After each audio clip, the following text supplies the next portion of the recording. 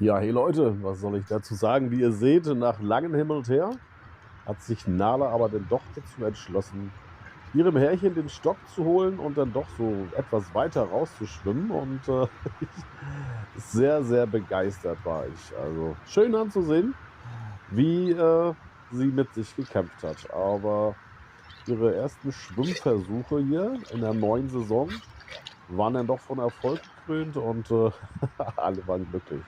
Viel Spaß beim Schauen, Leute. Lasst gerne einen Kommentar da. Und wenn ihr mehr davon sehen wollt, ja, gerne auch ein Abo.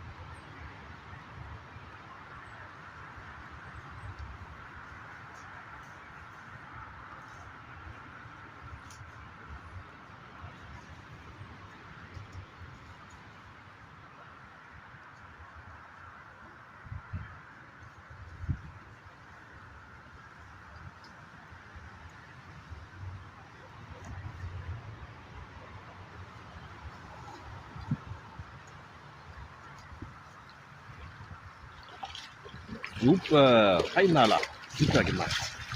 Sehr schön.